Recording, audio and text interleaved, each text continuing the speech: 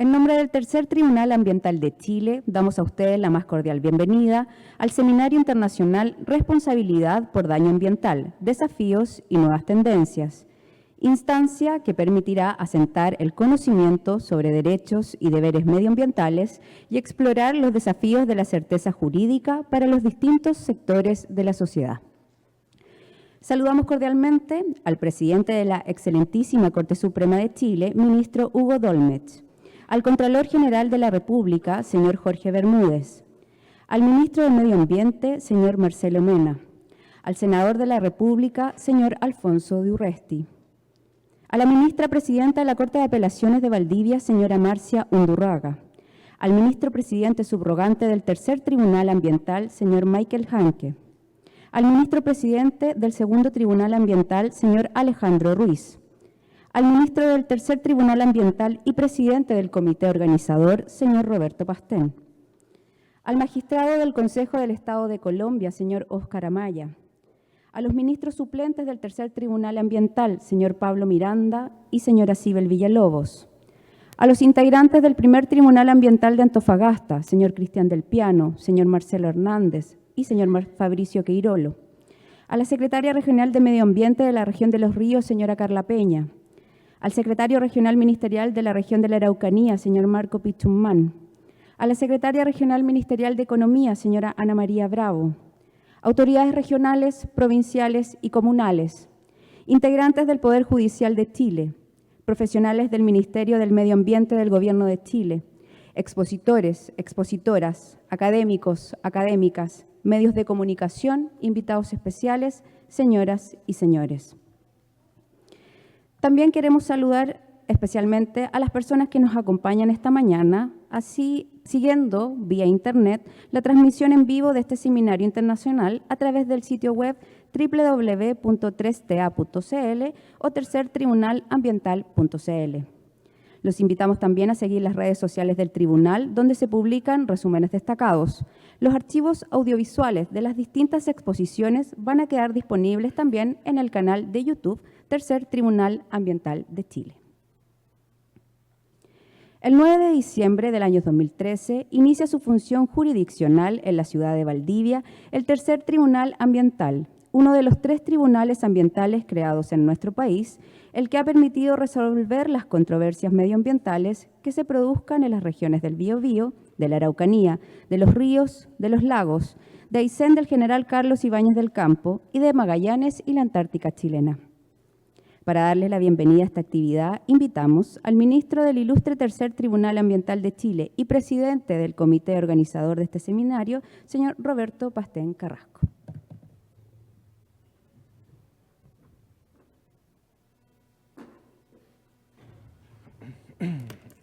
Buenos días, bienvenidos a esta bella ciudad.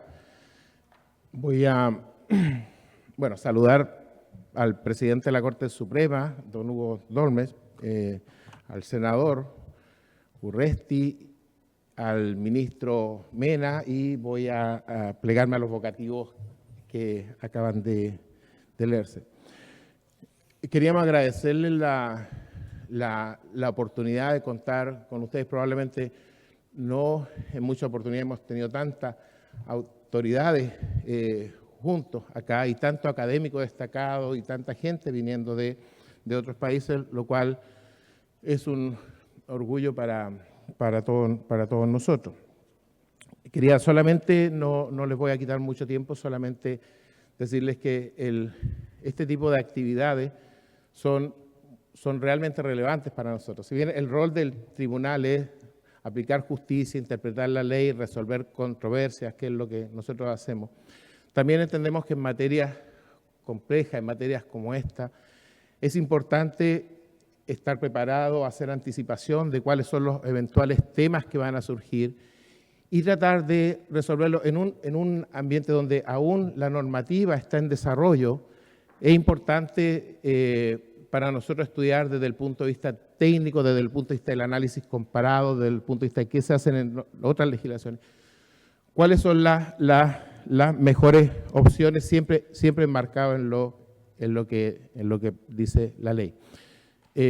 quería decirles eso, también que nosotros estamos cumpliendo 4 años ya como tribunal y creo que en cierta manera nos hemos consolidado y estamos cumpliendo etapas. Eso, y solamente terminar agradeciéndoles en el plano personal, aunque represento también estoy seguro, al resto de los ministros. Para todo esto ha sido una experiencia muy satisfactoria y enriquecedora. El tribunal, como profesional, a uno lo prestigia y uno espera también, en cierta manera, prestigiar al tribunal. Así que eso, agradecerles nuevamente y darles la bienvenida y que el poco tiempo que estén acá disfruten Valdivia. Gracias.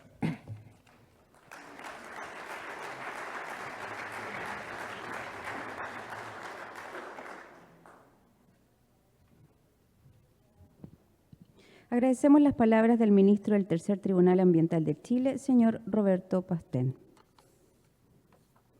Este seminario está enmarcado en la lógica de la visión del Tercer Tribunal Ambiental de Chile, vinculada a la transparencia, al debate y a la generación de conocimiento de cara a la ciudadanía, respecto de la temática sujeta a controversias que deben ser falladas en los tribunales ambientales y los desafíos propios de la certeza jurídica. Por ello, se busca contribuir a socializar el conocimiento y la discusión sobre derechos y deberes ambientales, particularmente respecto del daño ambiental, sus mecanismos de prueba y reparación, tipificaciones comparadas, responsabilidad económica, ejemplos locales e internacionales. Invitamos al señor Michael Hanke Domas, ministro presidente subrogante del ilustre Tercer Tribunal Ambiental, a dirigir algunas palabras.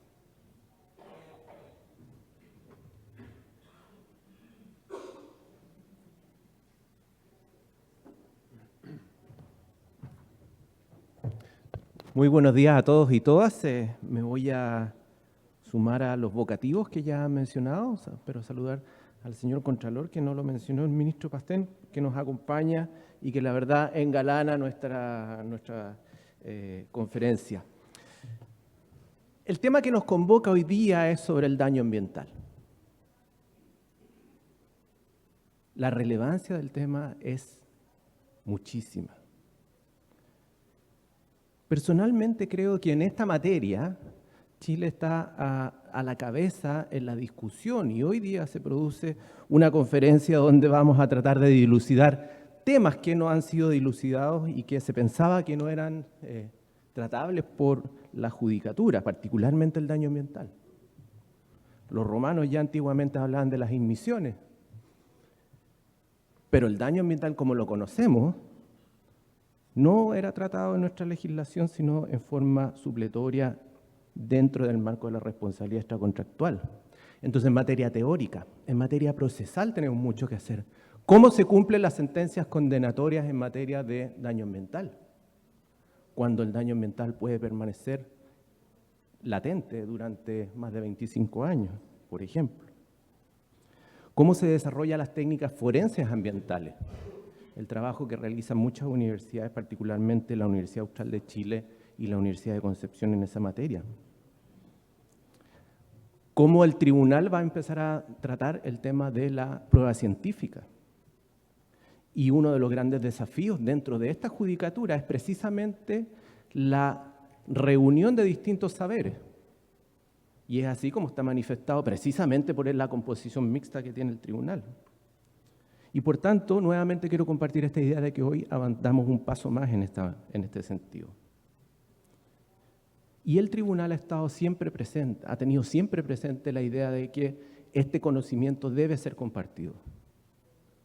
Nosotros queremos aprender de ustedes y nosotros queremos contarles lo que estamos pensando para ver que hay un intercambio de opiniones y podamos crecer como tribunal y como sociedad.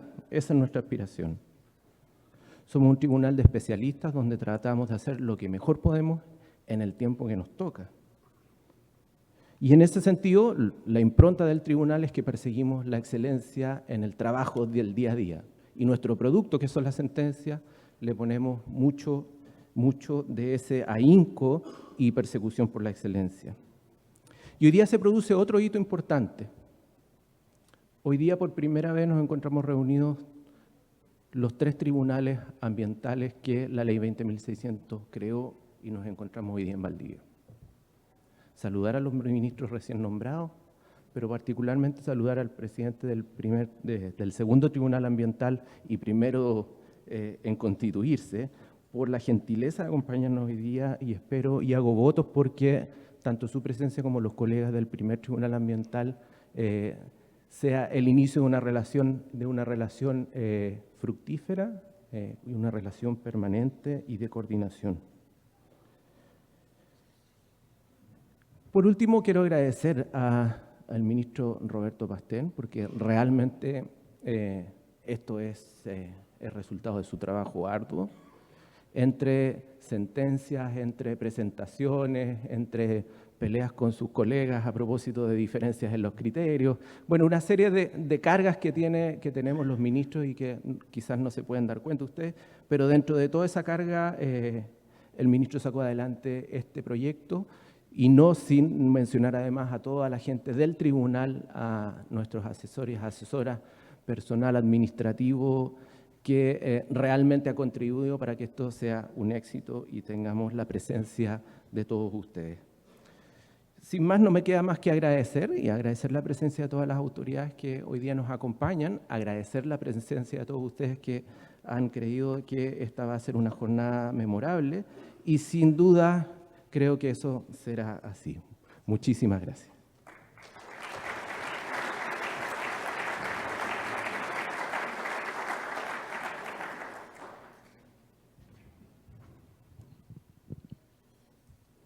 Agradecemos las palabras del ministro presidente subrogante del Tercer Tribunal Ambiental, señor Michael Hanke. El Seminario Internacional Responsabilidad por Daño Ambiental, Desafíos y Nuevas Tendencias abordará desde una perspectiva académica temas críticos para la sociedad, los que son de gran relevancia e interés para el quehacer público, privado de las comunidades y sus territorios, en momentos en que la nueva institucionalidad de Chile está en fase final de instalación, con la apertura de los 3 tribunales ambientales en Antofagasta, Santiago y Valdivia. Por ello, es crucial conocer la efectividad y vacíos que se vislumbran como contenidos para futuras reformas en nuestro país.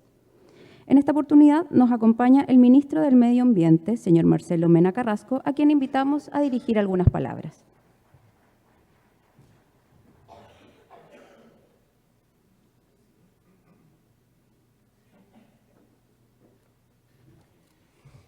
Muchas gracias. Bueno, me sumo a los vocativos. Un tremendo honor poder conversar sobre institucionalidad ambiental frente a la institucionalidad ambiental casi completa. También saludo al intendente de la región de Los Ríos que se acaba de sumar, don Ricardo Millán.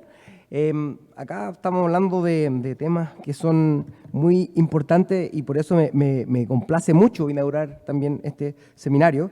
Primero que todo, tenemos hoy día que se ha constituido, como decía la locutora, la institucionalidad completa en cuanto a que tenemos hoy día un primer tribunal ambiental constituido que va a empezar pronto a operar. Y eso también va en la línea de lo que a nosotros nos interesa mucho como gobierno, que es impulsar el principio 10 de justicia ambiental, participación ciudadana y acceso a la información. Y hemos visto el espíritu de todos estos tribunales de dar siempre señales de transparencia en donde sus alegatos están transmitidos, en donde ahora mismo estamos en línea, en donde las discusiones están a la vista de todas las personas para su escrutinio.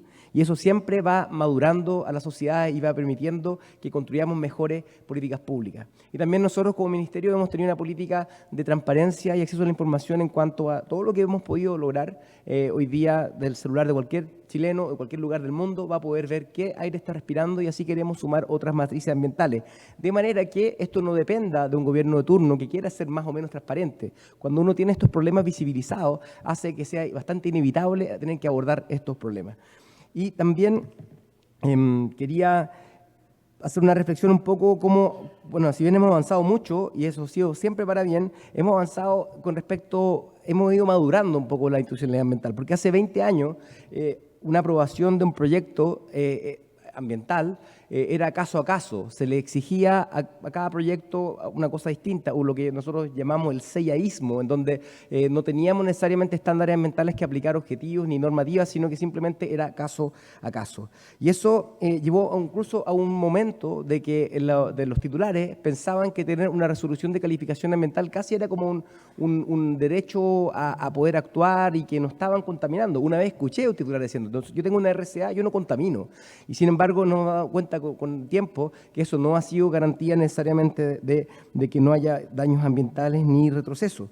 Y tuvimos que empezar a mejorar la institucionalidad ambiental, en sentido de que tener más marcos regulatorios, donde pudiéramos decir si es que una norma se cumplía, esta norma tenía que ser exigente, y avanzamos con la norma de calidad de aire, material particulado fino, que cambió completamente el estándar y que hizo mucho más exigente esta problemática, una norma de emisión de termoeléctricas que por primera vez permitió tener que reducir la contaminación de este sector, porque estamos pidiendo caso a caso una termoeléctrica en Iquique, se le pedía distinto a la que estaba en Copiapó, la que podía estar en Santiago, y eso no era bueno porque creaba incentivos perversos. En la práctica permitía, por ejemplo, que una termoeléctrica, como el caso de Barrancones, llegara a poder emitir todo lo que fuera para poder copar completamente la atmósfera y de hecho no dejar que ninguna otra fuente pudiera llegar. Entonces nos encontramos con incentivos bastante raros y perversos que se nivelaron con esta mejor normativa. También tuvimos normas de emisión que hemos avanzado de descarga de residuos industriales que queremos actualizar, y las normas de calidad de agua secundarias que hemos avanzado, teniendo la de Biobío, de Maipú, y también creemos muy importante también reconocer que siga vigente esta norma de calidad de agua secundaria para los ríos de Valdivia. Normas que son graduales, también, y con balances entre costos y beneficios, en donde la legislación nuestra nos obliga a ser eficientes con el uso de los recursos, en donde nosotros sopesamos estos costos. Y la gran noticia ha sido cómo hemos sido capaces de poder reducir, por ejemplo, el sector termoeléctrico en torno al 80% las emisiones de material particulado, sin encarecer la energía en zonas como Tocopilla, como Mejillones, en donde los 1.000 toneladas que salían del parque termoeléctrico hoy día se pueden transformar, por ejemplo, y me ha tocado verlo, en ladrillos que son hechos con la depositación de los sistemas de reducción de contaminación, tanto filtros de mangas como reducción de dióxido de azufre. Y eso también aumentó el costo de capital de inversiones del parque termoeléctrico, permitiendo que otros tipos de energía pudieran competir con mejor igualdad de condiciones. También el diseño de lo que ha sido la política de descontaminación de las ciudades de Chile tiene esta justificación, en donde tenemos que sopesar costo y beneficio. El plan en general, tenemos casi 1.200 millones de dólares de inversión que van a ser necesarias para implementar las medidas del plan de descontaminación, de todos los 14 planes de descontaminación, con cerca de 9.000 millones de dólares de beneficio en salud por las medidas que estamos tomando para descontaminar. Estamos hablando que cerca del 87% del riesgo ambiental asociado a contaminación atmosférica se aborda con esta estrategia de planes de descontaminación. Y también nos hace pensar muchas veces, en lugares como Huasco, como Andocoyo, donde hay poca población, muchas veces estos costos superan los beneficios económicos, pero evidentemente esto no es una razón por la cual no deberíamos llevar a cabo esta normativa, y es por eso que hemos hecho las normas en Puchuncaví, Ventana, el plan de descontaminación nuevo, el primero en casi 25 años, en Huasco, el primero en la historia, y en Andacoyo, donde ya estamos viendo cómo esas medidas han servido para efectivamente avanzar, reducir significativamente la exposición a la contaminación de la ciudadanía. Entonces, fuimos capaces de calcular cuánto dañaba una termoeléctrica, una estufa, un auto, una moto, todos los distintos tipos de formas, a través de un avance científico, a través de lo que ha sido el Ministerio de Medio Ambiente junto con distintos centros de estudio. Y en ese momento pensamos, hoy día somos capaces de ver cuánto daña a la atmósfera una fuente de contaminación. Somos capaces de poder ver cuánto daño podría causar frente al cambio climático. Y decidimos que es importante visibilizar eso en múltiples formas. Una de las formas es la que anunció la presidenta Bachelet recientemente, que en la evaluación social de proyectos se suma el $40 por tonelada de CO2 en los proyectos de inversión del sistema de inversiones públicas. Eso es muy potente porque permite realmente tener una visión de largo plazo que algunas veces el sector público carece, ¿cierto? Entonces permite que una línea del metro, como la línea metro 7, pese más que una carretera nueva, que podría haber tenido un menor peso porque efectivamente va a ayudar a bajar casi 0,6 millones de toneladas de gas de efecto invernadero. Entonces, eso es muy positivo para poder visibilizar. Pero lo otro es que nosotros dijimos, si somos capaces de calcular cuánto daño causa una termoeléctrica o una industria, ¿por qué no cobramos ese daño? Y eso fue el diseño del impuesto verde que hoy día tenemos, que es bastante único en el mundo, en donde cobramos el daño marginal en función de la población expuesta a la contaminación. Y además también una penalización si es que esta zona se encuentra saturada o no de contaminación. Y por primera vez nos encontramos incluso con incentivos económicos para poder salir de saturación porque van a pagar menos impuesto verde a aquellas fuentes que están emplazadas en esta zona. También es una señal potente económica de emplazamiento, porque es distinto poner una termoeléctrica en Santiago, donde el impuesto verde podría ser $20 millones por año por una termoeléctrica a carbón, versus si es que la pongo en un lugar que pueda ser con menor exposición a la población. Entonces, y eso ha traído varios efectos bastante interesantes.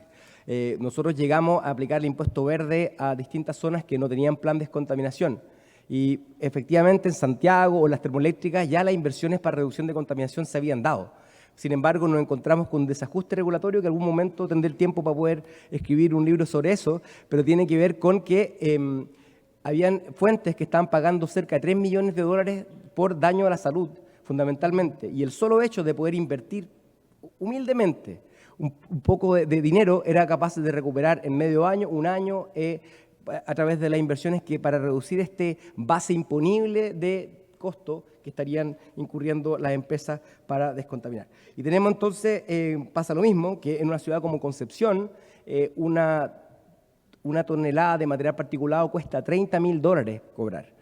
Si uno ve en comparación con el monóxido de carbono, que obviamente son volúmenes más grandes, que están en torno a $5 por tonelada. $30.000 significa que uno puede comparar los costos y beneficios de abatir, y al final nos encontramos con que la mayoría de las empresas están yendo mucho más allá de la normativa. Entonces, esa misma normativa que nosotros cuando estábamos tratando de impulsar la norma de emisión termoeléctrica, el sector termoeléctrico decía que era imposible cumplir, 50 mililitros por metro cúbico, hoy día están en 5.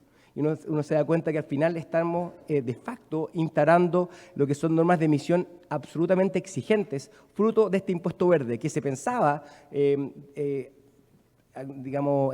cínicamente, de que era un derecho a contaminar, y al final nos hemos dado cuenta que esto es el que contamina, descontamina, no el que contamina, paga. Entonces, en eso hemos sido capaces de nivelar la cancha en términos energéticos, hemos dejado de subsidiar la contaminación y eso ha traído consigo una explosión que no tiene comparación en cuanto a energías renovables en Chile. Eso pasó lo mismo en los automóviles, en donde también estábamos cobrando el daño de la salud de las personas del uso de un automóvil en su vida útil. Y eso ha significado que los vehículos diésel tengan un impuesto mucho más alto. Y eso ha traído consigo que muchas marcas hayan empezado a importar vehículos Euro 6 sin que esté vigente la norma. Yo encuentro que eso es muy interesante, porque da cuenta de que nosotros siempre hemos creído en la gradualidad de las cosas. Pero cuando uno tiene un impuesto verde, uno se da cuenta que esa gradualidad está hasta por ahí nomás, en el sentido que si la señal de mercado está, la reacción del mercado puede ser más rápida incluso de lo que es generalmente la implementación de una norma de emisión. Entonces, finalmente los desafíos que tenemos por delante, ¿cómo sopesamos los bienes ecosistémicos en comparación con los costos para abatir? Eso es un desafío importante. Cuando está la salud humana de por medio, es relativamente establecido la metodología, pero cuando estamos hablando de cuánto cuesta un humedal, los servicios que nos presta, cuánto cuesta la captura de carbono, cuánto cuesta limpiar el agua, etcétera, eso va costando. No, es más difícil y efectivamente nuestros desafíos están por ese camino. Pero con la creación de la red de Parque La Patagonia, en donde nosotros tenemos hoy día valorizados que hay cerca de 9 años de emisiones de gas de efecto invernadero de todo el país almacenado en esta red de Parque de la Patagonia que anunció la presidenta, entonces nos encontramos que efectivamente estas son cosas que tienen bastante peso. Finalmente, comentar que Chile ha dado grandes pasos hacia dar hacia la institucionalidad ambiental en donde no da lo mismo el daño ambiental. Lo cobramos a través de las inversiones que son requeridas en descontaminación. Lo cobramos a través de este impuesto que estamos cobrando a la contaminación. Lo cobramos a través de las sanciones que impone la Superintendencia de Medio Ambiente y que valida un tribunal ambiental, y que efectivamente sanciones que están mucho más fundadas con la presencia de un tribunal especializado que obliga a tener un estándar mucho mayor. Entonces, lo importante es que no dé lo mismo contaminar en todas estas facetas, y esa es la única forma en la cual vamos a tener una transformación productiva que evite efectivamente que esta contaminación ocurra. Agradezco la oportunidad de hablar sobre esta institucionalidad ambiental y el daño, porque hemos pasado tanto, pero no hemos tenido la pausa de poder reflexionar lo que hemos logrado y lo que nos falta por avanzar por el cuidado del medio ambiente y de la salud de las personas. Muchas gracias.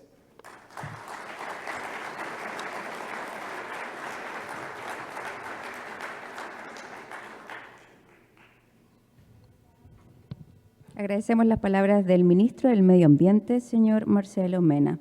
Y para darles la bienvenida a la región de Los Ríos, invitamos al intendente regional, señor Ricardo Millán Gutiérrez.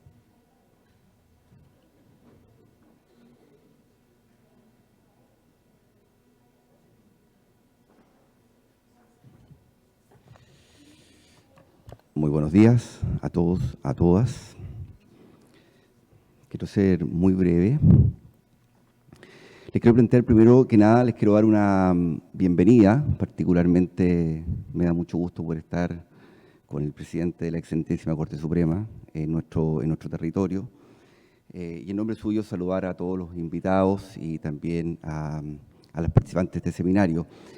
Y planteo esta bienvenida desde una perspectiva que tiene sentido para nosotros, no solo por cumplir con la buena costumbre de decirle a cada persona que llega a su casa bienvenido, sino también por decirles que uno de los desafíos territoriales importantes en un país que está discutiendo sobre descentralización es la posibilidad de llevar discusiones y conversaciones relevantes directamente al territorio, no solo por las capacidades de locación que tenga una ciudad, sino también por la posibilidad de democratizar el diálogo, por la posibilidad de llevar más a la base la conversación y por la posibilidad de dejar sembrada conversaciones de futuro. Veo que en esta iniciativa del Tribunal Ambiental, y le agradezco mucho eso, se empieza a producir una relación que es mucho más relevante que un seminario internacional en cualquier parte. Tiene que ver con la posibilidad de generar un seminario internacional que habla y que tiene la posibilidad de hablarlo desde el territorio, y no desde cualquier territorio. Y de ahí particularmente la perspectiva. Este es un territorio que tiene la particularidad de haber juntado el tema ambiental con el tema del desarrollo en una conversación única. Quiero decir con eso que el concepto de daño de responsabilidad ambiental no solamente es un tema jurídico, que lo entiendo que es muy relevante desde esa perspectiva, sino también tiene que ver con la perspectiva de desarrollo que nos planteamos como territorio. ¿Qué relación hay en cómo queremos vivir y cuál es el nivel de responsabilidad ambiental que vamos a tener sobre eso? Y esa es una conversación que trasciende tanto a nivel ciudadano, como a nivel empresarial, como a nivel político. Llevar entonces la conversación sobre responsabilidad ambiental a este territorio y plantearse desde un seminario en este lugar tiene una importancia mayor, porque nos permite seguir avanzando en una conversación que tiene que ver con cómo nosotros planteamos, diseñamos y trabajamos por nuestro futuro.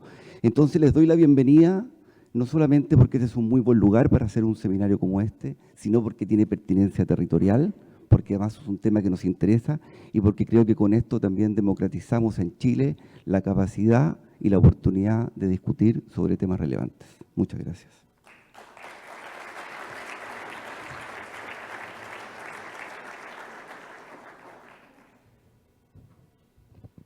Agradecemos las palabras del intendente Millán, y para dar por inaugurado oficialmente este seminario, invitamos al presidente de la Excelentísima Corte Suprema de Chile, ministro Hugo Dolmet Urra.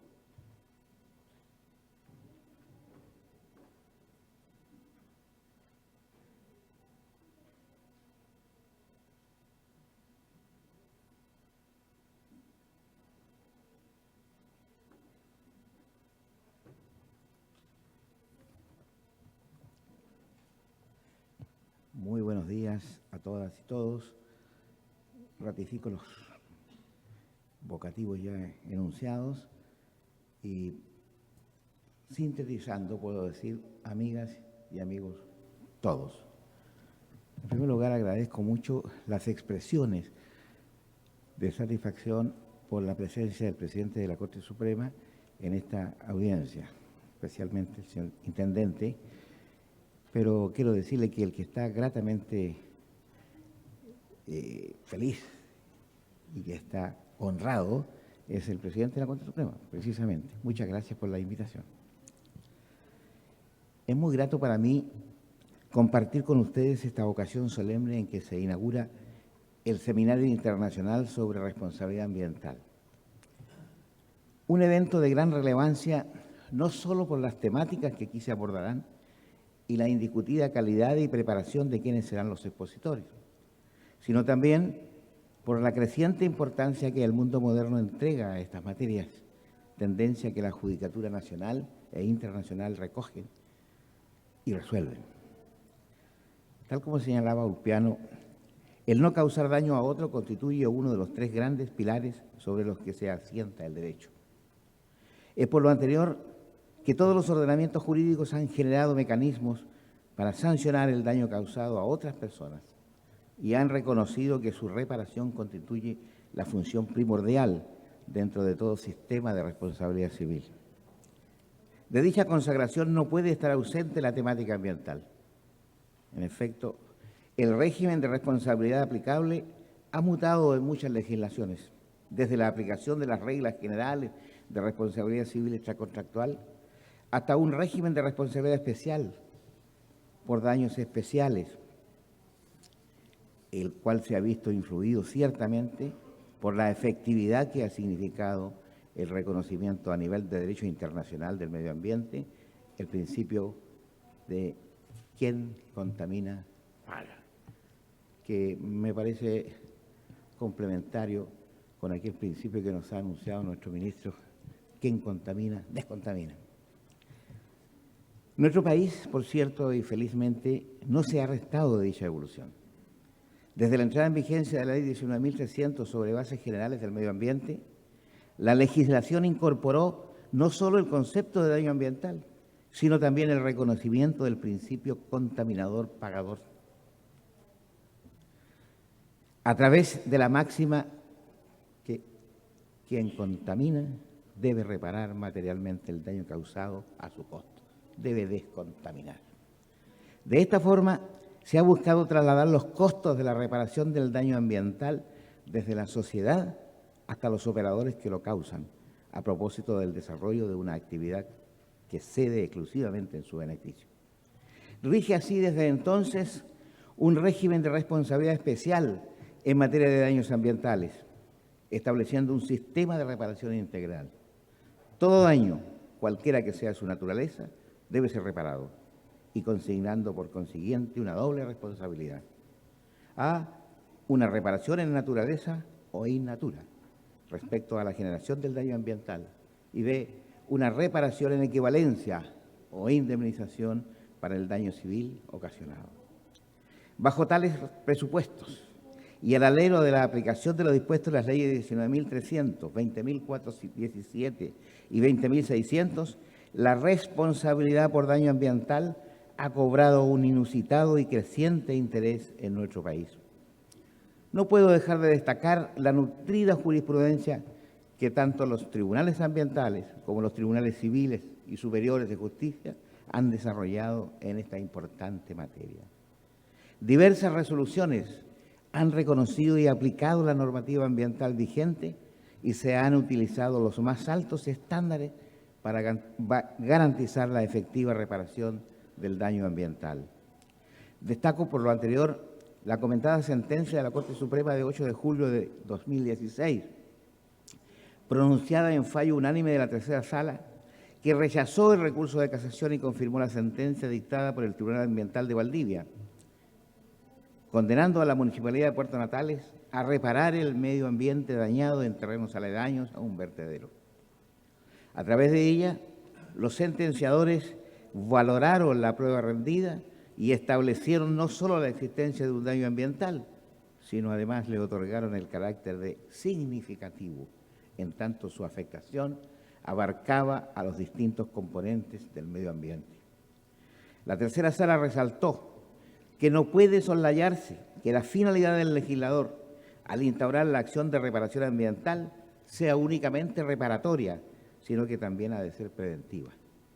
Así, en el fallo en comento, las medidas decretadas buscan reponer el medio ambiente, o uno o más de sus componentes, a una calidad similar a la que tenía con anterioridad al daño causado, o en su defecto, restablecer sus propiedades básicas para evitar la probable afectación de áreas más extensas o de ecosistemas distintos. Nuestro compromiso como país es ambicioso, pero alentador. Y lo es porque los tribunales deben ser y lo son conscientes de su función y responsabilidad en la promoción, ejecución y aplicación de la normativa y acuerdos internacionales vigentes e incidir en la potencialidad del interés público de una nueva tendencia de justicia ambiental. Sin embargo, no basta que la judicatura cumpla con los designios normativos imperantes, pues la misión es mucho más amplia y debe ser necesariamente conjunta. El Estado no solo debe contar con una planificación eficiente sobre la explotación de los recursos naturales, sino que también con un permanente desarrollo de la normativa sectorial aplicable y un fortalecimiento continuo de los mecanismos que permitan la resolución completa y expedita de los conflictos ambientales en condiciones de igualdad y acceso para todos los ciudadanos. El desarrollo sostenible, la conservación, restauración y compensación ambiental son parte de las garantías fundamentales para que el bienestar general y actividades productivas y económicas del ser humano se realicen en armonía y no con el sacrificio o en perjuicio de la naturaleza. Por ello, y como se afirmó con toda razón en una reciente y destacada sentencia de la Corte Constitucional de Colombia, el medio ambiente es un patrimonio común de la humanidad que debe ser protegido a través de una función social ecológica que, acorde con los intereses comunitarios y preservación de valores históricos y culturales, asegure no solo la supervivencia de las generaciones presentes, sino que también y especialmente de las futuras, esto es, de nuestra descendencia. Estimadas autoridades, invitados, colegas, abogados y participantes de este importante seminario, los invito a que sea esta una instancia de reflexión y un semillero de nuevos desafíos y tendencias para contribuir a la necesaria discusión sobre la trascendental importancia que debemos otorgarle y reconocerle a la responsabilidad que nos cabe por el cuidado y conservación de nuestra bien llamada casa común. Gracias por la invitación de que he sido objeto. Me complace especialmente esta audiencia, porque aunque sé que este tribunal, o más bien los tribunales ambientales en funcionamiento, que esperamos ya empiece el de Antofagasta pronto, el jueves, ¿no? El jueves. ¿Qué harto nos costó, ministro? Harto nos costó echarlo a andar. Cumplen su misión más allá de lo regularmente exigible. Y ello porque, para comprender la tremenda misión que pesa sobre sus hombros y ser consecuente con ella en la acción, teniendo en cuenta las limitaciones materiales y de reconocimiento público, sea de las autoridades centrales o de la propia comunidad, aún de la Corte Suprema, se requiere más que fuerza y convicción. Esto es, se requiere compartir una verdadera pasión por aquello en que se cree. Por todo esto me alegro de estar acá, en una actividad académica importante, oportunidad que aprovecho para brindarles mi adhesión y leal apoyo a vuestro esfuerzo. Colegas ministros, técnicos y funcionarios en general, gracias por lo que hacen. No cejen en el empeño, persistan en lo que para muchos empezó como una quimera o tal vez un sueño imposible, pero que a poco andar se ha demostrado que su necesidad es real, dramática y urgente, pues pareciera que la naturaleza nos impele, castigándonos cuando hacemos oídos sordos a su llamado. ¿Será el origen de los incendios? No lo sé. Mucho éxito en esta jornada de estudio, que sin duda alguna tendrá como misión primaria el entregar y difundir mensajes de compromiso para con el futuro del planeta y la humanidad. Muchas gracias.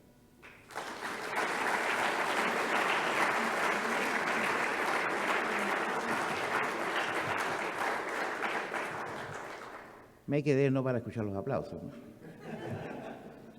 sino que para contarles que, como al parecer es primera vez que un presidente de la Corte Suprema está en una actividad como esta, en Valdivia, en nuestro Tribunal Ambiental, le he traído un pequeño recuerdo desde la Corte Suprema para que nuestro presidente lo tenga en su estudio y pueda hacer, como dije, un recordatorio para más adelante. Yo creo que este es un momento histórico para el tribunal.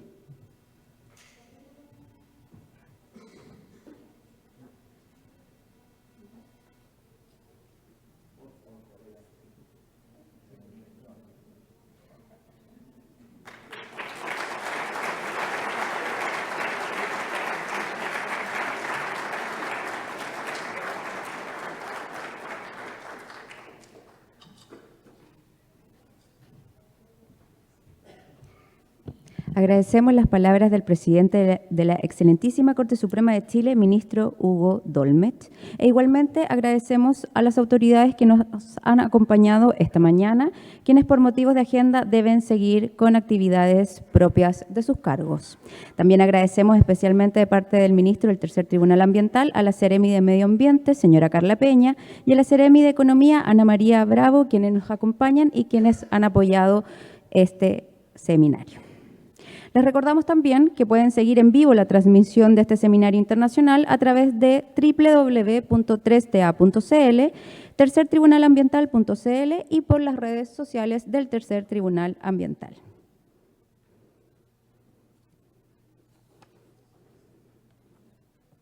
Para dar por iniciado el Seminario Internacional Responsabilidad por Daño Ambiental, Desafíos y Nuevas Tendencias, presentamos la charla magistral a cargo del señor Jorge Bermúdez Soto, Contralor General de la República.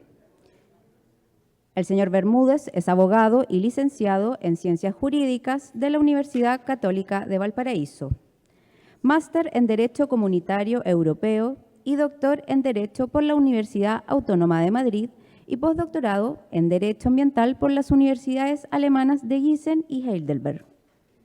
Profesor titular de la Universidad Católica de Valparaíso, el señor Bermúdez ha desarrollado una vasta trayectoria en el ámbito del derecho administrativo y medioambiental.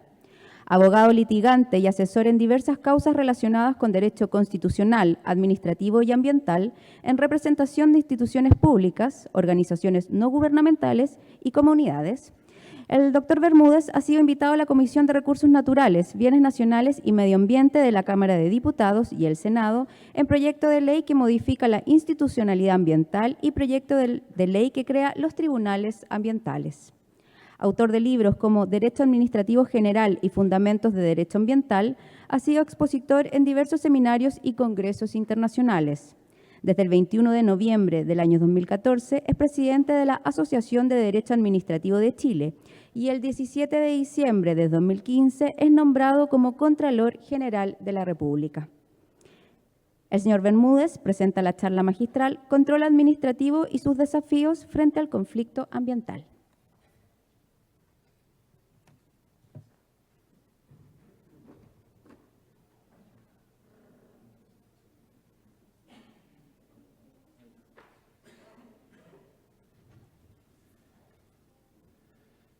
Bien, buenos días.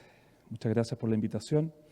Agradezco tener la oportunidad de estar aquí en este foro, en este seminario internacional. Hay una presentación que está preparada, así es que les pido por favor que la pongan.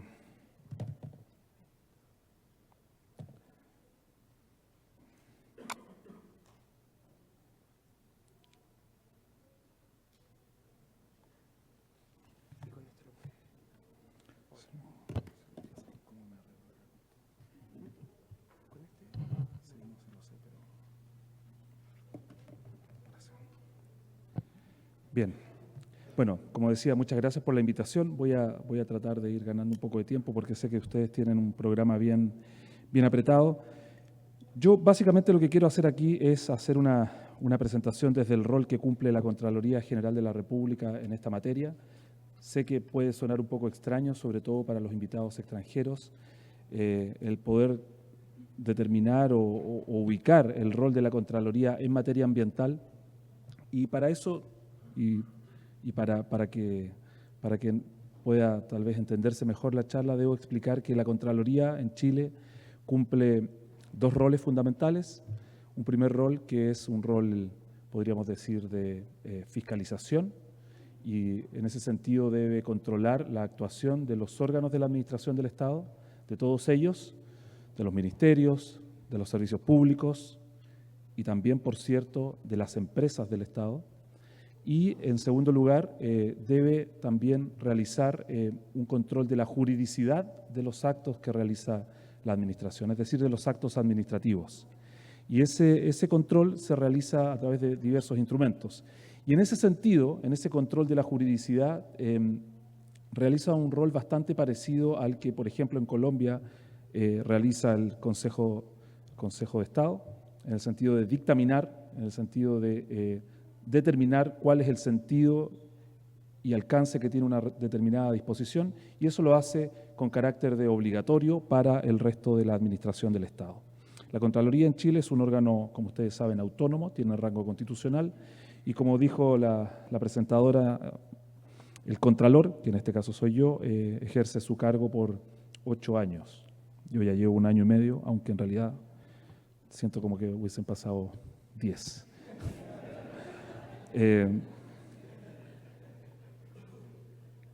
Y en mi casa me lo recuerdan todos los días también. Bueno, nosotros en la Contraloría nos hemos tomado muy en serio los objetivos de desarrollo sostenible, y eso en realidad no debería extrañar considerando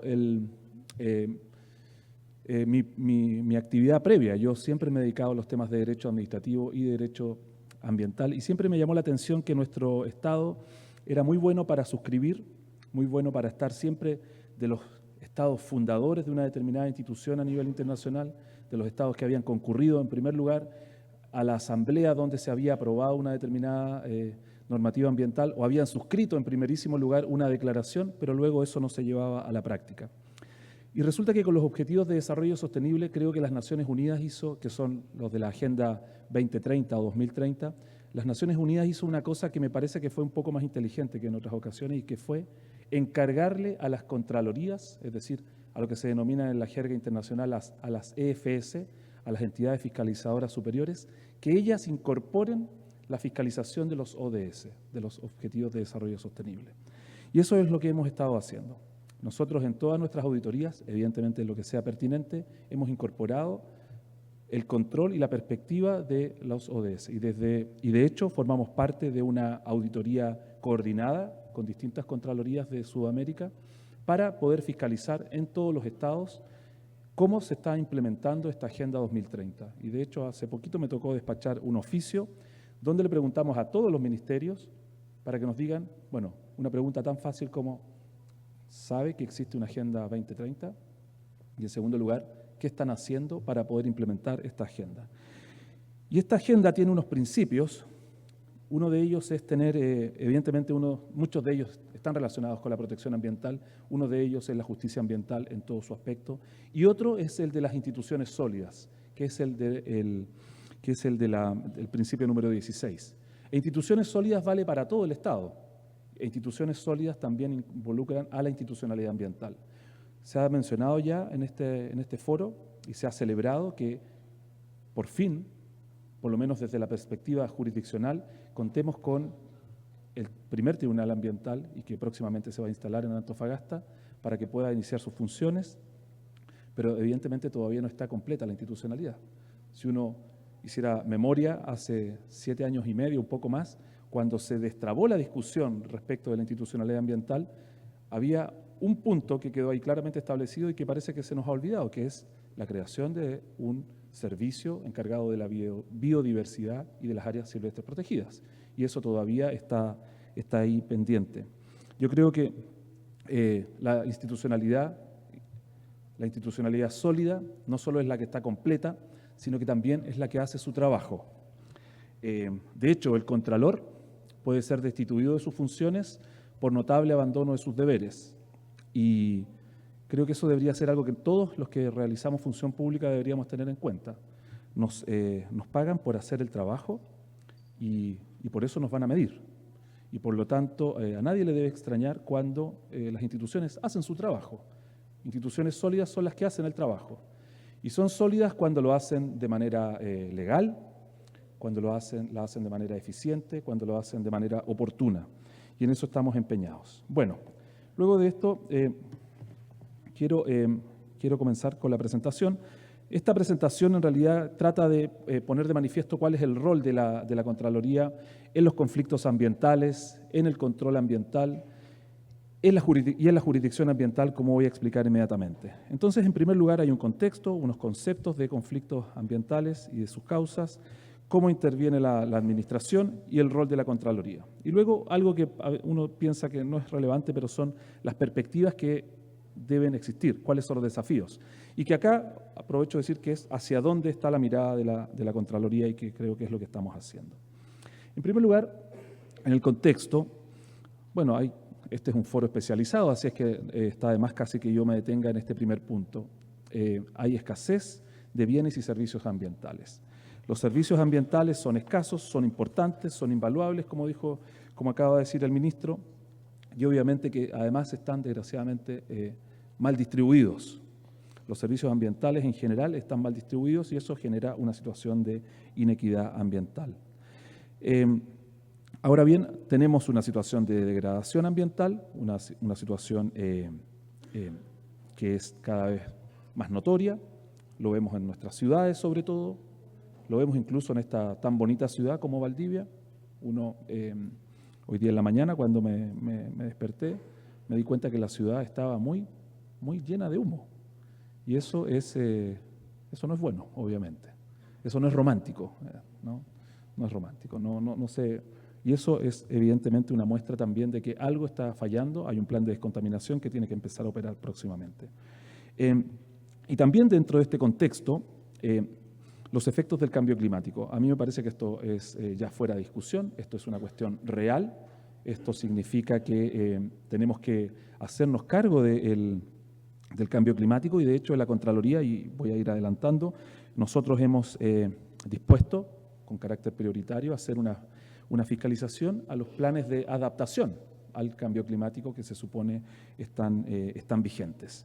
Entonces, este es un contexto que nos hace evidentemente que pensar que esta cuestión no es indiferente, este tema debemos asumirlo y desde toda la institucionalidad del Estado. En segundo lugar, hay que hacer referencia a los conflictos ambientales, porque cuando hay daño ambiental, obviamente estamos frente a una situación de conflicto ambiental. Y los conflictos ambientales, en primer lugar, no necesariamente hay que identificarlos con conflictos judiciales. Evidentemente, per se el conflicto ambiental va a estar radicado en un litigio, en un juicio, en una demanda y una contestación, en un proceso sobre responsabilidad por el daño ambiental. Sin embargo, el conflicto ambiental uno lo puede ver en distintos otros foros y también lo puede ver precisamente ante la propia Contraloría General, como van a ver ustedes inmediatamente. Todos los conflictos ambientales tienen un componente social. Ese componente social está dado porque hay intereses, normalmente de comunidades, que están siendo afectados y que por lo tanto son llevados ante una autoridad, un tribunal, por ejemplo, para que este sea resuelto. Pero, como uno puede ver ahí, eso evidentemente demuestra el carácter social que tienen estos conflictos. O sea, la comunidad hoy día sale a la calle, hace rato ya, y Valdivia es un ejemplo de eso, sale a la calle cuando hay un conflicto ambiental, producto, por ejemplo, de un daño ambiental. Destaco eso que aparece ahí, este polvo te mata, que es la contaminación que existe en Antofagasta, a la que me voy a referir un poco más adelante. Y también estos conflictos, en el último tiempo, tienen un componente jurídico cada vez mayor. En la Contraloría me ha tocado ver muchas veces presentaciones que hacen las comunidades cada vez de manera mejor asesorada, jurídicamente, y eso me parece muy bien. Por ejemplo, hace poco tiempo una comunidad de Calama nos hizo una presentación a propósito de lo que yo he denominado tal vez de una manera un poco ciútica, procrastinación, es decir, no hacer el trabajo, no de nosotros, sino que el trabajo ambiental. Calama ha sido declarado como zona saturada para material particulado hace mucho tiempo y todavía no se dicta el plan de descontaminación. Entonces esa comunidad, claro, probablemente una persona que no tiene conocimiento técnico no va a entender la relación entre la declaración de zona saturada y el plan de descontaminación. Pero esa persona se hizo asesorar y ese asesoramiento llevó a una presentación a la Contraloría, donde le dicen, por favor, haga que dicten el plan. Cuando han pasado 3, 4, 5 años o más desde que se declara zona saturada y no se dicta el plan, evidentemente que estamos en presencia de un haber dejado de hacer las cosas. La ley efectivamente no establece un plazo desde que se declara la zona saturada hasta que se establece el plan de descontaminación. Sin embargo, cuando ha pasado muchísimo tiempo, mucho más tiempo que el deseable para haber tramitado ese plan de descontaminación, evidentemente que ahí alguien ha tomado una decisión, porque no hacer las cosas también es una decisión, de no implementar ese plan. Y yo puedo intuir por qué no se ha implementado el plan. Entonces, cuando estamos frente a un conflicto ambiental, tenemos intereses que son contrapuestos, obviamente, son conflictos de intereses que tienen una relevancia jurídica y social. Hay distintos actores que intervienen, eso es evidente, actores que son los organismos del Estado, por una parte, cuando hacen o no hacen su trabajo, los particulares, las comunidades, empresas, estados en general, etc. Ahora bien, estos conflictos normalmente dicen relación con los bienes y servicios ambientales, por un lado, y con las cargas ambientales también que hay que soportar, por otro, como por ejemplo la carga de vivir en un medio ambiente que está declarado como saturado. Ahora bien, también en estos conflictos contribuyen otros factores, un factor político, factores económicos, eso es casi una cosa evidente, pero también culturales, religiosos, etc. Es decir, a veces la forma en que nos organizamos tiene que ver con la característica que tiene ese conflicto. El conflicto ambiental tiene obviamente causas, la asignación de uso y aprovechamiento de los recursos que son escasos, tiene evidentemente una causa, las poblaciones que son más expuestas a, por ejemplo, las cargas ambientales, la degradación ambiental por la cantidad de esos recursos ambientales, la inequitativa distribución de esas externalidades ambientales. Y aquí uno no tiene que ser un técnico o un especialista para darse cuenta que normalmente en nuestro país aquellas poblaciones más desamparadas en todo sentido también lo son en términos ambientales. O sea, las comunidades, y es también una manifestación de desigualdad, las comunidades más pobres son las que sufren los efectos de la contaminación. El caso de Tiltil, por ejemplo, es un ejemplo patético, en que prácticamente allí hemos puesto todo lo que no quiere la ciudad o la metrópolis en una sola comuna, precisamente porque es una comuna pobre. Y eso, desgraciadamente, ocurre. Y también por la acción y la omisión de la propia administración. Cuando se privilegia algo, o se prioriza algo, o se precluye otra decisión. Y aquí yo creo que tenemos muchos ejemplos de cosas que se hacen o se dejan de hacer. Yo creo que el ministro dio cuenta de una serie de normas y de iniciativas y de planes que se han ido dictando. Esa es una parte, obviamente, y eso uno tiene que congratularse de que se avance. Pero también hay otra parte que es la de la implementación y la de la fiscalización. Y esa a veces es un poco deficitaria. De hecho, yo creo que en nuestro país tenemos un déficit de fiscalización ambiental. Y todo esto tiene, en este cóctel, creo que tiene un aditivo que siempre está presente, pero que no siempre se ve, que es el del cambio climático, y que creo yo deberíamos tomar mucho más en cuenta. ¿Cómo interviene la administración acá? Y aquí es casi ofensivo que cite el 19 número 8, porque ustedes son un público especializado, pero lo cito sobre todo para nuestros colegas invitados del extranjero. En la Constitución chilena, la Constitución de 1980, esa que que probablemente se va a cambiar, yo diría que es una Constitución que si uno la hubiese tomado en serio, es una Constitución muy ambientalista. Es muy ambientalista porque en el artículo 19, número 8, establece, en primer lugar, el derecho de los ciudadanos al medio ambiente, establecido en los términos que ahí aparece, pero también el deber del Estado. Todo derecho, y no es que sea un constitucionalista, porque casi lo digo con pudor frente a los colegas de la Universidad Austral, pero todo derecho tiene evidentemente como implícitamente tiene incorporado el deber del Estado de respetarlo y de realizar acciones para que éste sea vigente.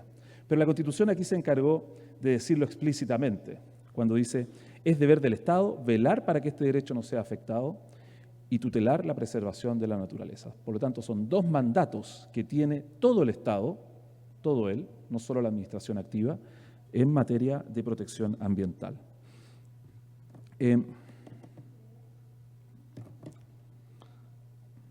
¿Y cómo se hace esto? Esto se hace a través de la institucionalidad ambiental, como se ha mencionado acá, y a través de los instrumentos de gestión ambiental. En la institucionalidad ambiental tenemos el Ministerio del Medio Ambiente, que básicamente como ministerio que es, se dedica a la elaboración de las políticas ambientales y a la dictación de normativa ambiental que es relevante, como por ejemplo los planes. Sin embargo, y acá, del punto de vista del derecho público, me gustaría hacer un pequeño paréntesis. Como ustedes saben, al Ministerio de Medio Ambiente cuenta con un órgano, no sé cómo denominarlo, como se explica, que se denomina Consejo de Ministros para la Sustentabilidad. Por lo tanto, todo lo que pasa, toda la función normativa del Ministerio pasa también por ese Consejo de Ministros para la Sustentabilidad. No sé si será para ser más exigente la normativa ambiental, probablemente no. Pero es raro esto, porque resulta que la Constitución dice que los ministros son los colaboradores directos e inmediatos del presidente de la República. Cuando las palabras dicen eso, lo directo e inmediato quiere decir que no hay nada entre medio, ¿no? Entonces, ¿por qué el Ministerio del Medio Ambiente tiene algo entre medio, que es un Consejo de Ministros, por donde van a pasar como filtro, en realidad, los actos del Ministerio del Medio Ambiente? Eso, en realidad, no es constitucional, ¿ya? Para decirlo en términos positivos, porque el problema que yo tengo, pequeño paréntesis, de hablar acá en un foro como este, es que se me olvida que ahora soy contralor y no académico, por lo tanto hablo más de la cuenta. Y entonces los medios, los chicos de la prensa, como se dice, sacan cuñas de todo lo que uno va diciendo. Ese es el problema. Pero bueno, el problema es ese, entonces. Cuando se crea este consejo, en el fondo la explicación y la forma en que esto se explica es, no, lo que pasa es que el medio ambiente es algo que es transversal, es una mirada que tiene que tener una diversidad de factores a considerar. Pero en realidad toda política pública tiene esa mirada.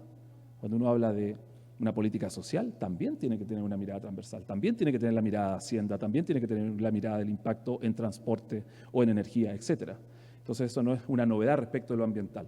A mí me parece que esa fue una forma de evitar los impulsos ambientales, las presiones que se pueden dar en ese sector y que se hizo este sedazo para precisamente poder morigerar, como de hecho ocurre respecto de la regulación ambiental. Entonces, obviamente que el discurso va a decir, no, es que esto enriquece mucho la discusión, enriqueció la norma, la mejoró, pero en realidad, si uno se pone leguleyo y estrictamente jurídico, dice, los ministros son colaboradores directos e inmediatos. Eso significa que no hay nada entre medio. Por lo tanto, ese consejo no debería estar ahí. Esa es mi visión. Bien, está el SEA, el Servicio de Evaluación Ambiental, que básicamente lo que hace es administrar el sistema de evaluación de impacto ambiental, que es el instrumento de gestión ambiental que tenemos y que ve el impacto ambiental de proyectos o actividades, y la Superintendencia del Medio Ambiente, que realiza la fiscalización y aplica las sanciones. Al lado de esto tenemos el control judicial, el control que realizan los tribunales ambientales, como el tercer tribunal, por supuesto, y el recurso de protección ambiental. Como ustedes saben, el recurso de protección en materia ambiental goza de muy buena salud. En algún momento hubo una tendencia jurisprudencial a que bajase la interposición de recursos de protección por materias ambientales, y de hecho muchos recursos fueron declarados inadmisibles, atendido que existían los tribunales ambientales. Sin embargo, esta tendencia se ha revertido, sobre todo en la tercera sala, y yo creo que está bien. ¿Por qué? Porque, y ustedes lo saben mejor que yo, las acciones ambientales que se pueden ejercer ante el tribunal ambiental no cubren toda la temática ambiental. no cubren toda la temática ambiental. Por lo tanto, todo aquello que no tiene una acción específica ante el Tribunal Ambiental debe tener algún tipo de control jurisdiccional. Y ese control jurisdiccional, de la manera más eficaz que se puede lograr todavía, es por la vía del recurso de protección, y por eso decía que goza de buena salud. Estas actuaciones que se realizan por la Administración Ambiental están sometidas al control de la Contraloría General de la República, como por ejemplo los planes de descontaminación, como por ejemplo las normas de calidad, y así sucesivamente. Ahora, ¿cómo realiza este control la Contraloría General? Fíjense que la Constitución, en el artículo 98, tiene una declaración que a mí me parece extraordinaria. ¿Por qué? Bueno, uno siempre lee desde la perspectiva de donde está parado, obviamente, ¿ya? Entonces, esa declaración dice que un organismo autónomo con el nombre de Contraloría General de la República ejercerá el control de la legalidad de los actos de la Administración.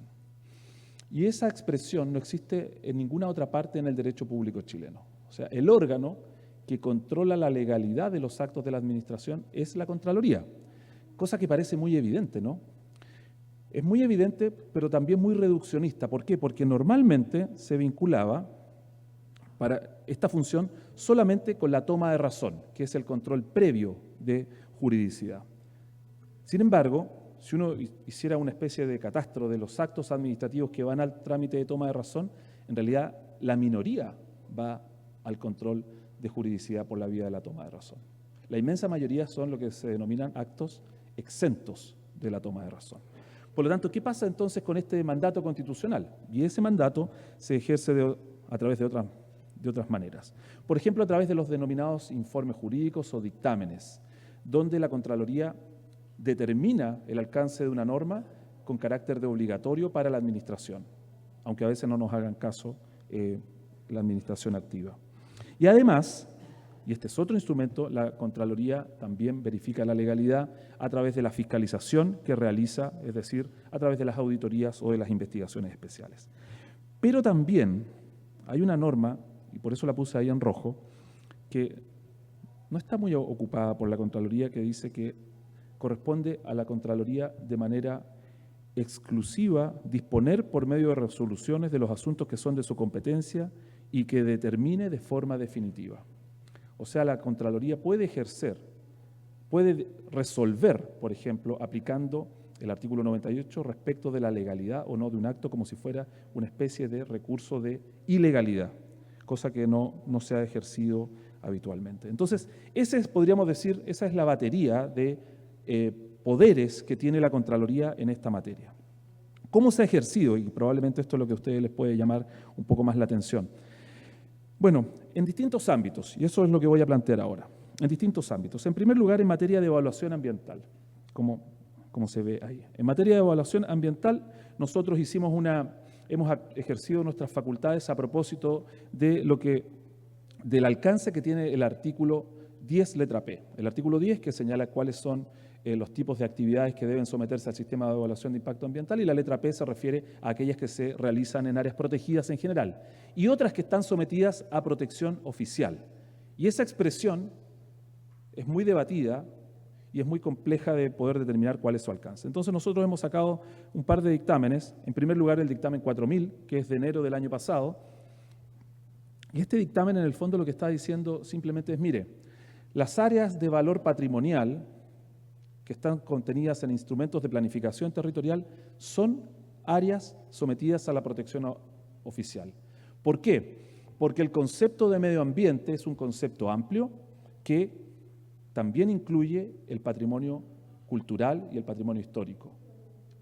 La ley, como ustedes saben, la Ley de Bases del Medio Ambiente establece un catálogo de definiciones para todos los efectos legales. Y ahí define medio ambiente para todos los efectos legales. Eso es lo que dice la ley. Por lo tanto, sí, para todos los efectos legales, medio ambiente no solo es el medio ambiente natural, sino que también es el medio ambiente artificial, cultural, histórico. Evidentemente que una zona típica que tiene valor histórico, una zona que tiene carácter pintoresco, está incluida dentro de este tipo de zonas sometidas a la protección oficial. Otro ejemplo está dado por el dictamen 48.164 del 2016 a propósito de los humedales. ¿Por qué? Porque la posición de la autoridad ambiental aquí, a propósito de los humedales, había sido entender que los humedales no son áreas sometidas a protección oficial, es decir, no están dentro de las áreas protegidas como tales. Y esto lo había ratificado también la Contraloría en dictámenes anteriores. Entonces, por lo tanto, si usted construye un hotel en un humedal o un proyecto inmobiliario, no habría ningún problema porque en realidad, si tiene el permiso de obras, con eso bastaría, toda vez que no es un área de aquellas de la letra P del artículo 10. Entonces nosotros modificamos esta jurisprudencia, ¿por qué? Porque aquí hubo un cambio normativo. Obviamente, o sea, uno no puede cambiar la jurisprudencia porque no le gusta la jurisprudencia, sino que aquí hubo un cambio normativo. Y el cambio normativo estuvo dado por la Ley de Protección del Bosque Nativo, donde los humedales, aquellos sitios prioritarios para la biodiversidad como los humedales, están reconocidos como áreas protegidas. Entonces nosotros tomamos esa norma y revisamos la jurisprudencia y entendemos que los humedales también están dentro de ese concepto. Así que a mí me parece que ahí hubo un avance. Los humedales son, ustedes lo saben mejor que yo, en realidad los valdivianos son áreas que son muy sensibles, sobre todo a la contaminación o a otro tipo de proyectos, y por lo tanto está bien, me parece que tengan ese carácter. En materia de evaluación también hicimos un avance y aplicamos el dictamen 4000 en un par de casos. En primer lugar, en el dictamen, como aparece allí en el 17.865, a propósito de algo que afecta directamente a esta ciudad, que es la construcción del puente de acceso del sector Isla Teja, el puente 2, o construcción 2 de este puente. ¿Por qué? Porque la autoridad ambiental acá, el CEA, a través de una petición de, entre comillas, pertinencia, había dicho que en realidad el impacto que se producía no era relevante. Ustedes seguramente sabrán que el puente está proyectado de que uno de sus lados vaya a dar a la zona típica de Valdivia, que está en la calle General Lagos, ¿ya? Se interna 165 metros en la zona típica, dice el proyecto. Pero eso, para la autoridad ambiental, no era un impacto significativo y por lo tanto no debía ingresar al sistema de evaluación de impacto ambiental. Nosotros, esto fue un tema muy difícil y muy discutido en la Contraloría porque ahí empieza la discusión de si lo que está haciendo la Contraloría es sustituir o no a la autoridad técnica. Pero, y esta fue la argumentación que utilizamos, yo dije, los fundamentos de hecho del acto administrativo son elementos reglados del acto administrativo. Por lo tanto, son elementos que el que ejerce el control de la legalidad debe verificar. Y nos basamos entonces, en primer lugar, en que ya el Consejo de Monumentos Nacionales había dicho que tenía que someterse al sistema de evaluación de impacto ambiental y que no parecía razonable estimar que la construcción de un puente no ocasiona un impacto significativo en una zona típica, sobre todo si considera la demolición de inmuebles. Entonces, por eso sacamos este dictamen y entendimos que debe ajustarse esa resolución de no pertinencia, es decir, de que no se somete a la autoridad ambiental.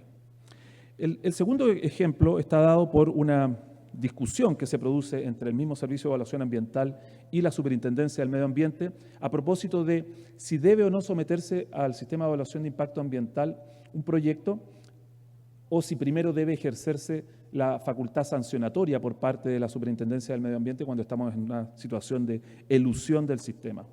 Entonces nosotros ahí lo que le dijimos, mire, aquí estas cosas tienen que ir en paralelo. Una cosa no excluye a la otra. Por lo tanto, por un lado, debe someterse al sistema de evaluación de impacto ambiental sin perjuicio de que la superintendencia deba ejercer su potestad sancionadora, lo cual simplemente es una mínima coordinación, ¿no? Es una mínima coordinación. Lo que pasa es que a veces es más fácil no hacerse problema. Eso es lo que pasa, diría yo. Bien. Ahora, en materia de fiscalización, también hemos sacado algunas cosas en este último tiempo. A propósito de, por ejemplo, la tardanza en realizar la actividad fiscalizadora por parte de la Superintendencia del Medio Ambiente. No hay plazos para que la Superintendencia ejerza su potestad sancionadora, es decir, para que inicie el procedimiento administrativo sancionador. Pero claro, cuando han pasado 3 o más años y los plazos de prescripción son de 3 años, los que establece la ley orgánica de la Superintendencia, evidentemente que ahí parece que más que prudente haber exigido que se iniciase el procedimiento administrativo sancionador. Y eso es lo que se dice ahí en el en el dictamen 75745 de 2016. También hicimos una fiscalización a propósito de las facultades que ejerce la Secretaría Regional Ministerial de Salud en materia de fiscalización de rellenos sanitarios. Y ahí, en ese informe, este es otro producto, ya no es un dictamen, sino que es un informe de fiscalización. Le dijimos, mire, no puede ser que usted en 4 años nunca haya ido a fiscalizar un relleno sanitario. Por eso después se queman, por eso aparece esa foto ahí, ¿no? Porque evidentemente si está ausente la autoridad fiscalizadora, se producen estos problemas. Luego, en otra materia, en materia de pesca, nosotros hicimos una fiscalización acá también. También aquí tenemos unos informes de auditoría, el informe 210 de 2016, a propósito de la actividad de salmonicultura. Entonces, acá básicamente lo que dijimos fue, mire, no se ha ejercido las labores de fiscalización, sobre todo a propósito de el posicionamiento de las concesiones de acuicultura. ¿Por qué es tan relevante esto? Porque evidentemente el territorio es el que determina las condiciones ambientales también, que están ahí presentes. Entonces se detectó que habían decenas de concesiones que estaban mal emplazadas, ¿ya? ¿Cuál es el problema de esto? Que todos los instrumentos ambientales en materia de acuicultura están relacionados con el lugar donde está emplazada la concesión. Por ejemplo, lo que se denomina la caracterización preliminar del sitio, es decir, cómo está el fondo marino en ese lugar donde se va a emplazar la concesión. O luego, la denominada INFA, la información ambiental, que es el reporte ambiental que debe realizar el acuicultor. ¿Por qué? Porque no es lo mismo si el fondo marino en esa parte tiene roca o es arenoso, porque eso provoca que la sedimentación sea distinta. No es lo mismo si las corrientes llevan o no el sedimento a uno u otro lugar, y no es lo mismo una profundidad de 50 metros a una profundidad de 300 metros, obviamente. Eso hace que la normativa que se aplique es distinta. Entonces, si están mal emplazados los centros de acuicultura, si están mal emplazados, todo eso es papel mojado. No se puede verificar si efectivamente esas eran las condiciones ambientales o no. Entonces, nosotros sacamos esta fiscalización y evidentemente le ordenamos al servicio que regularice esta situación. Pero claro, no somos tan descriteriados tampoco. Esto no se puede hacer de un día para otro. Esto no se puede hacer de un día para otro. Aquí tiene que haber una gradualidad. Es cierto que están en incumplimiento. Es cierto que están en incumplimiento porque no están ubicados donde debería estar la concesión. Es un bien nacional de uso público que están ocupando. Entonces, tienen que emplazarse donde corresponda. Debe regularizarse esta situación.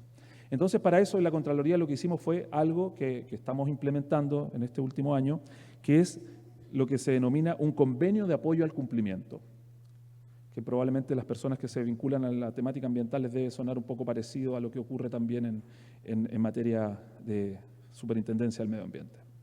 Entonces, lo que le decimos ahí es, mire, estas son sus observaciones, y nos vamos a poner de acuerdo en un plazo y en unas medidas que usted va a proponer para que salga de la situación de incumplimiento. Y esto lo hemos hecho en muchos municipios, en muchos servicios públicos, con muchos ministerios, y que en el fondo le estamos diciendo, mire, si usted no hace nada, voy a venir el próximo año o en 2 años más y va a seguir igual la misma situación. Comprométase a hacer algo y yo no le voy a hacer un sumario por mientras. Yo voy a suspender el ejercicio de mis facultades fiscalizadoras. Lo voy a sacar de la prioridad, salvo que aparezca un hecho, obviamente, que sea relevante, que amerite que ejerza las facultades. Entonces eso nos permite ser más eficientes en el uso de nuestros recursos y también mostrar una señal de confianza y de cooperación con la administración activa. Bien, para no extenderme mucho más, vamos a los desafíos y a las perspectivas. Yo creo que hay una serie de principios en materia ambiental que uno debería considerar como principios que son administrativos y por lo tanto que deben estar incorporados en el control de legalidad que realiza la propia Contraloría. Y en eso estamos también. Principios como la justicia ambiental deberían estar presentes también en la mirada que realiza la Contraloría. La Contraloría está muy empeñada en que, y ahí voy al segundo punto, en que no solo nos preocupemos del control formal de la legalidad. Déjeme poner un ejemplo que no tiene que ver con lo medioambiental. Con una mirada tradicional de la Contraloría, una licitación pública hecha por un servicio de salud o por un hospital, por ejemplo, para comprar equipos médicos, si se hace bien la licitación, se hace bien la evaluación, se adjudica, se paga la licitación, se entregan los equipos médicos, hasta ahí no hay ningún problema y por lo tanto está 100% cumplida la legalidad formal. Pero ¿qué pasa cuando esos equipos médicos en realidad están en un subterráneo en el hospital porque no hay quien los ocupe? ¿Qué pasa cuando las cosechadoras que compra el INDAP se están oxidando porque no pasan por los caminos? ¿Qué pasa cuando las ambulancias están allí con las ruedas desinfladas porque no hay choferes que las manejen? Y así sucesivamente. El Estado está lleno de esos ejemplos. Con una mirada formal, uno debería decir, cumplió con la legalidad. Pero si uno incorpora en esta mirada una mirada material, con principios de eficacia y eficiencia, de probidad también, por supuesto, de economicidad, evidentemente que el examen tiene que ser mucho más de fondo. Y en eso entonces estamos nosotros más o menos empeñados. No es muy fácil, obviamente. No es muy fácil porque los servicios van a decir usted se está metiendo en el mérito, cosa que es totalmente falsa. Porque el mérito de una decisión dice relación con si uno va a construir un puente basculante o un puente tradicional. Ese es el mérito. Pero cuando decido construir un puente basculante, el puente tiene que funcionar y tiene que prestar el servicio, obviamente, porque si no es plata tirada a la basura. Eso. Bueno, interlocutores válidos, esto es muy difícil. Esto es muy difícil porque obviamente todos los grupos tienen un interés, todos los grupos representan un interés distinto e incluso todos los grupos a veces pareciera ser que representan un interés y al final están representando un interés que está atrás y que uno no logra ver. Y eso nos pasa mucho, desgraciadamente.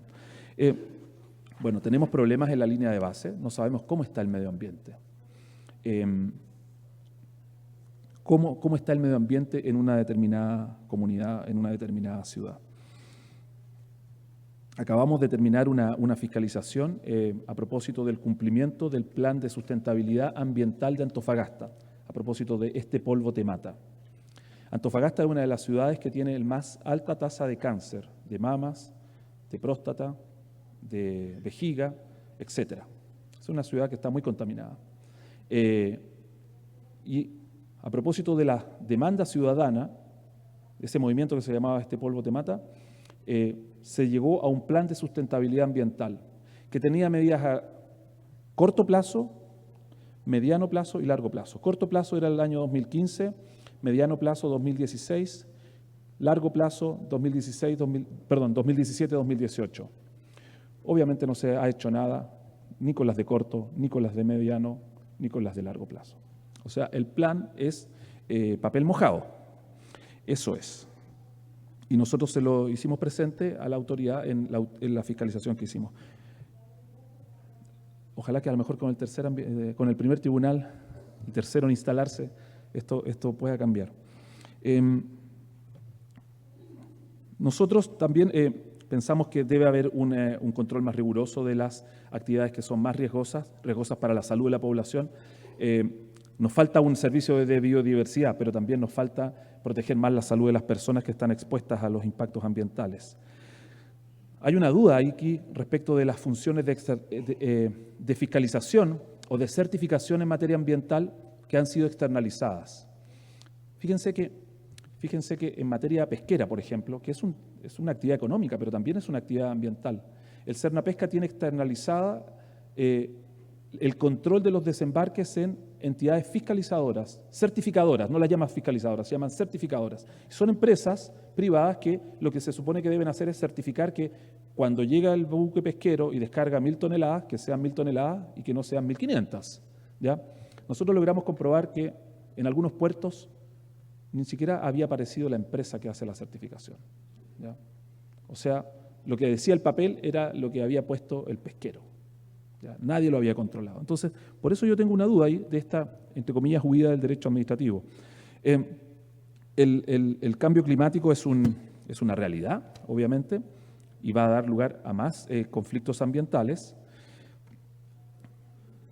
Lo típico, faltan recursos para poder controlar.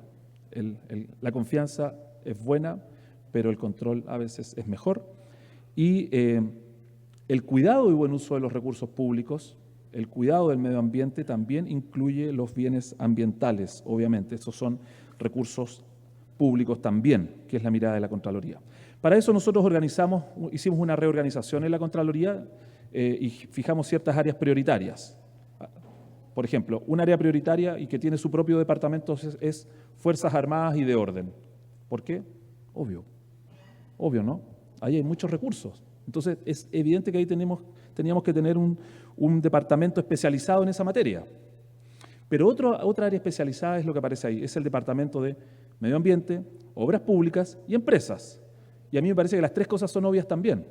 Empresas, claro, no estoy pensando en SACIPA, que es la empresa que presta servicio portuario en Isla de Pascua, obviamente. Ni estoy pensando en la empresa portuaria de Calbuco. Estamos pensando en empresas grandes y que tienen muchos recursos públicos, como ENAP o como Codelco, obviamente. Y eso a nadie le debería extrañar, si es plata pública la que está ahí. Pero también medio ambiente. Y entonces en este departamento que considera el medio ambiente tenemos una unidad que está tratando de consolidar estas líneas de acción. Los planes de adaptación del cambio climático, que esto va a ser una cosa permanente porque es a largo plazo. Biodiversidad y áreas protegidas, que desgraciadamente este año está un poco postergado porque por los incendios forestales. No queremos recargar más todavía a CONAF con otras auditorías. Calidad de aire, y por eso nos preocupa el caso de Calama, en que no obstante ser zona saturada hace mucho tiempo, no se haya dictado el plan de descontaminación. La calidad de agua, o la calidad de las aguas a través de las normas secundarias. Inocuidad alimentaria, como dijo el burro en Shrek, eres lo que comes, ¿no? Entonces, nosotros tenemos algunas dudas respecto de este tema y por eso hemos estado haciendo una auditoría este año, en primer lugar, en la carne de vacuno, y parece ser que lo que pasó en Brasil confirma la pertinencia de haber hecho esa fiscalización, y ahora, que fue muy inédito, porque a los chicos del SAC les llamó mucho la atención que la Contraloría fuera a pedirle los protocolos, y ahí nos dimos cuenta que los protocolos de control no existen, pero no importa.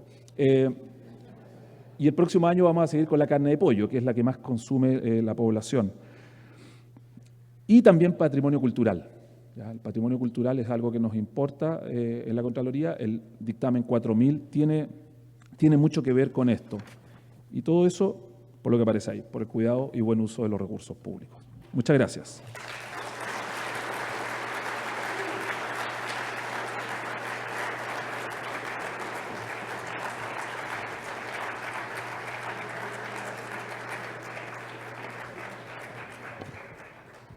Agradecemos la exposición del Contralor General de la República, señor Jorge Bermúdez Soto. Y a continuación les invitamos a compartir un coffee break con unos 15 minutos de receso para comenzar con el primer panel, Daño y Responsabilidad en el Sistema Jurídico Ambiental.